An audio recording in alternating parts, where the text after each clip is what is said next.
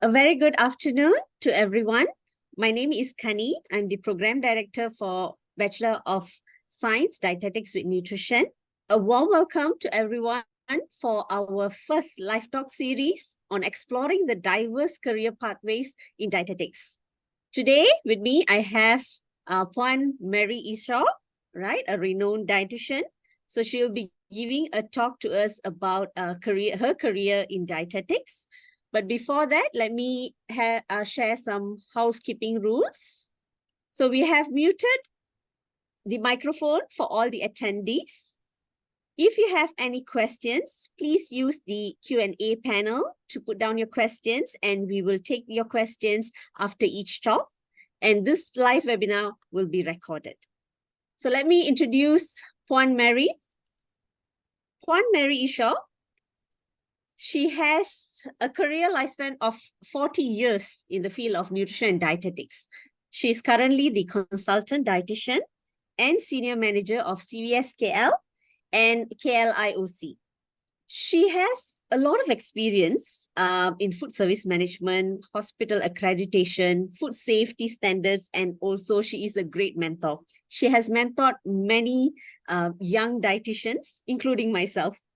So she has a degree in nutrition and dietetics from India, a postgrad diploma in cardiovascular and master's in advanced healthcare with education from UK.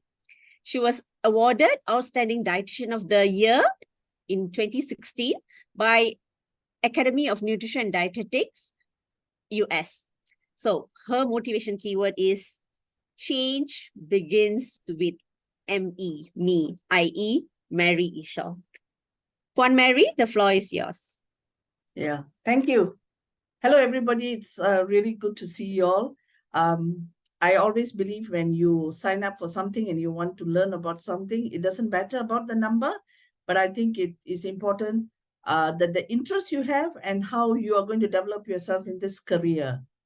So I thought I will just share with you very quickly a little bit of my career. Now, I became a dietitian back long time ago in Bethlehem. Sorry, it was a long time. And the generation that you're seeing now is very different from what we learned. We did not have internets. We did not have every notes in the book was handwritten. That's why our handwriting is very super, because it has to be really good, right? And we didn't have the opportunity to have notes or something like that. And it was never easy. But I think, you know, when it's very difficult, we do better. When things are easy, we take it for granted. So thank you for that kind introduction, Kani. And let me start. Let me share my slides, okay? So I hope you can see my slides. I hope so, right? Okay. Actually, I did my BSc in Nutrition and Dietetics from India because at that time in Malaysia, there was no openings for dietetics, right? And I'll tell you a little bit about the presentation I'm going to share. Actually, if you look at global factors risk in most human death, what you see is hygiene. You also see malnutrition. And this is where I found that this is where we can actually play a very great role, you know. And malnutrition is something so prominent in the community, even in hospitals. So if you look at some of the books, Times, the Economies, and whatever it is, some of the times it'll be very funny that they will pick up a lot of diet, nutrition-related stuffs coming, food sustainability, heart disease, you know, what to eat, what is good, what is not good, a lot of controversies, right? But in the history of dietetics in Malaysia, it was started in 1953. Many of you all were not born. It's good to say that, you know, but it only started as a hospital under the Ministry of Health. That means they're kind of hidden in the kind and nobody recognizes them. When I first took my job, they used to call me a kitchen supervisor. So that bad it was, our recognition. As we progress, you can see right now, you know, with the different associations that we have and the recognitions that we have put with the NCP, we have dietitians working in very, very varied areas, right? So you know who is I don't know whether you did some background work, but a dietitian is a person who is trained and registered to perform nutrition assessment, diagnosis, prescribe medical nutrition therapy, and you can do in community work to promote wellness, right? You can also look at diet counseling, you can manage food services, you can do therapeutic diets. It's so varied. It depends on which area you want to do. Of course, this is typically clinical when we look after patients.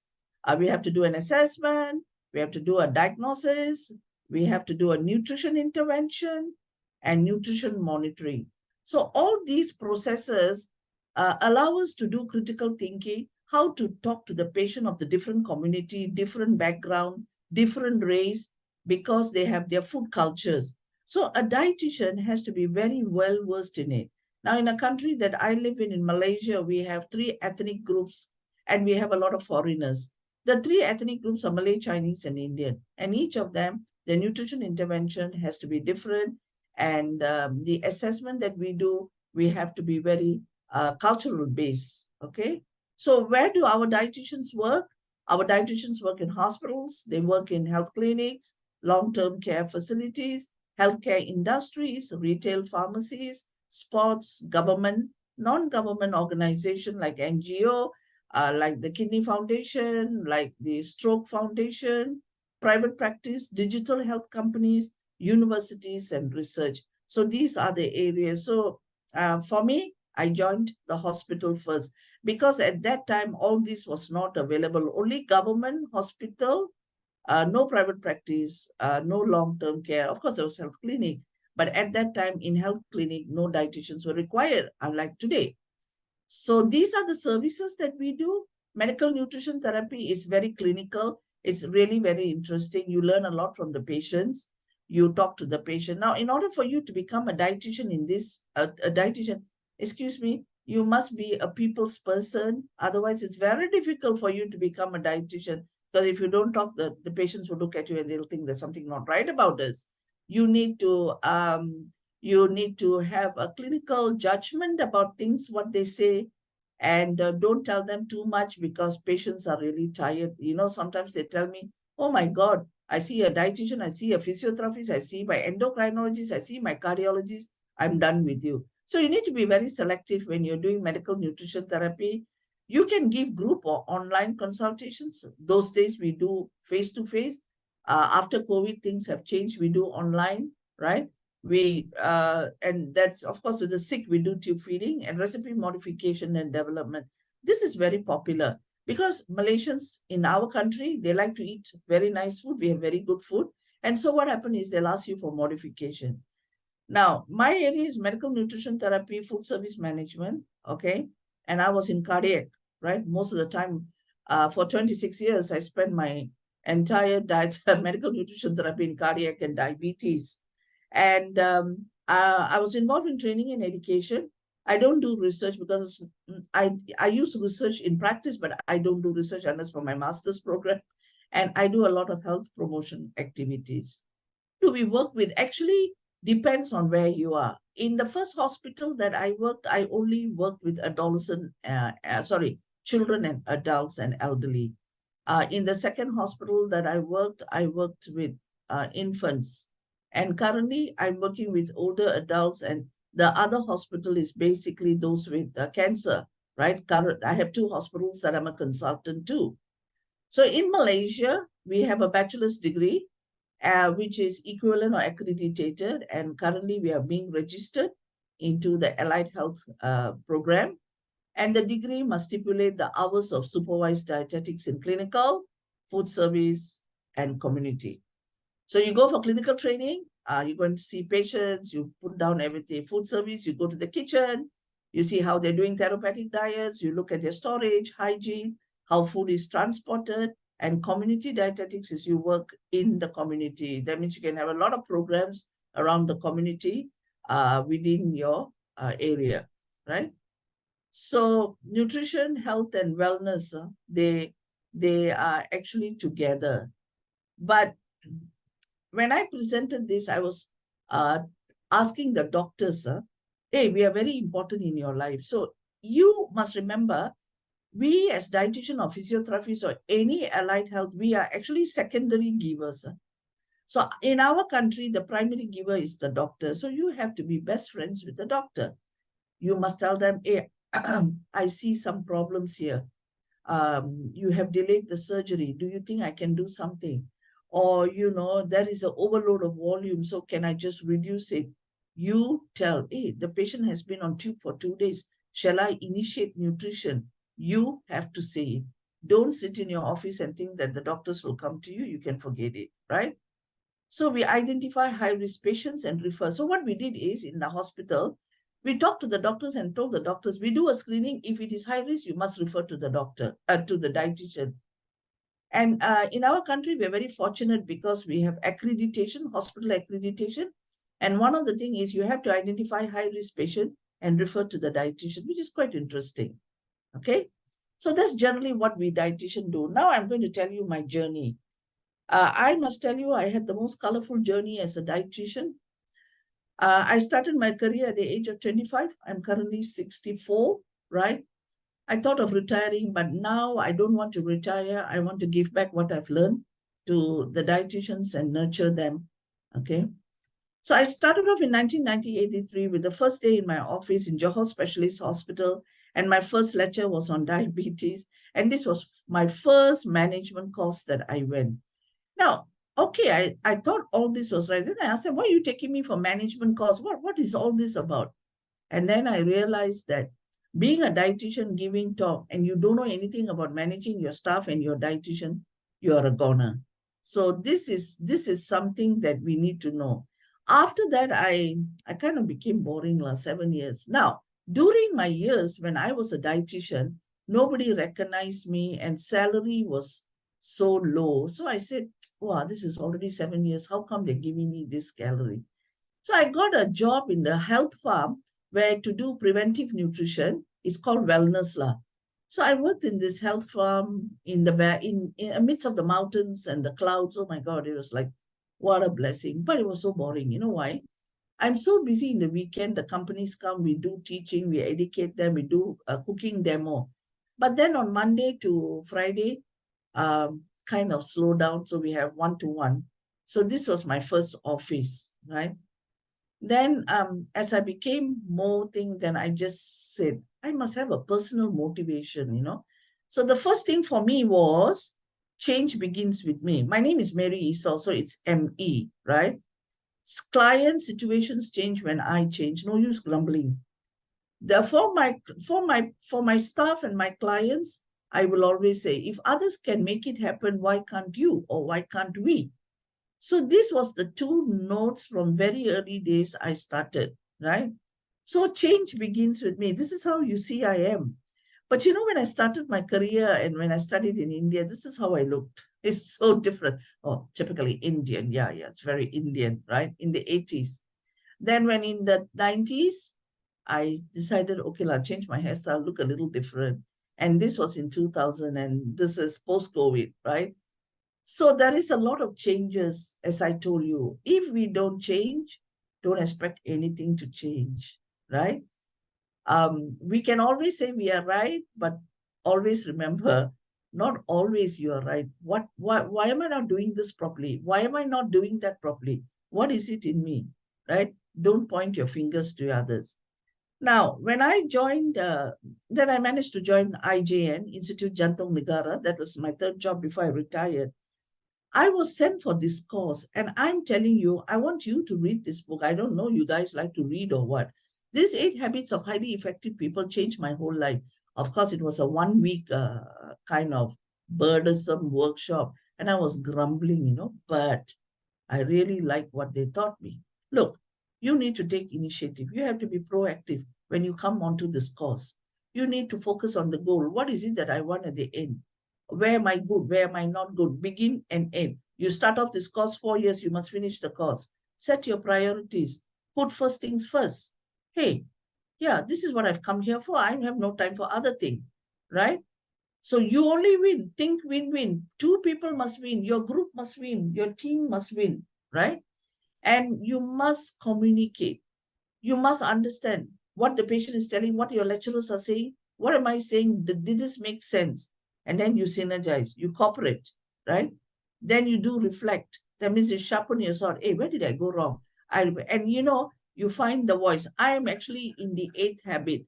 I find their voice and I help them to find this. That means I am nurturing and mentoring, and I'm actually very proud to say that I was in the university for 4.5 years. I ended my contract now and I did not renew it. The head of the department was actually my student who I mentored, and she became my head of the department. And I thought it was such a joy to see people who I've mentored has become in good position, right? So these are what they say, productive skill training. Go back and read this and see how you can improve. Okay, I'm not going to spend. Now, one thing I noticed that when I came back in 1982, after doing my nutrition and dietetics, and I just told my dad whether he would support me to do my master's, and he said, no, Dice, I'm not going to help you. I said, oh, why? Yeah? He said, no. I have, you have sisters, I have to educate them. And those days, unlike today, you can actually work and do a study, but those days we couldn't. So in 1982, I came 27 years later, at the age of 50. One day, my CEO called me and said, Mary, I need to talk to you. I said, about what? Sorry. Right? I said, about what? We are doing a postgraduate diploma in cardiovascular science with the college, and LJMU is John Moss Liverpool University. I said, really? So what do you want me to teach? He said, I don't want you to teach. I want you to be a student. I said, you're crazy. Yeah, I am crazy. You're also crazy. You've done crazy things. I said, hey, sir, I'm 50 years old. I'm in menopause. You want me to go back to university? He said, I don't care what post you are, but I know you can do it. And I tell you, I'm so glad that gentleman motivated me. Because in life, people who motivate you and irritate you are the ones who are very good. They really love you. They want to see the best in you. So I went back to study at the age of 50. I passed on 5 years later. At the age of 55, I went back to my master's, again with Masa College and LJMU. And 5 years later, I retired. I think that was the greatest challenge, and I pushed myself to go back to academia. There was about a 27 years gap. And then, I always think as a dietitian. Now, those days we were not very lucky, but now we are so blessed. So I took the first thing, right, to actually see whether we can do a conference in 2009. Now, from the local Malaysian Dietitians Association, I decided that I should go regional or international. And that's when I became a member of the American Dietetic Association. Is under international membership. And students have a special membership. And you're not going to believe it. When we had the 27th meeting in Dublin, I bid for the 28th meeting in Malaysia without asking anybody anything. And my friend told me, you are mad. Who's going to support us? I said, don't worry. And, and then, of course, I spoke to the Malaysian Dietitians Association.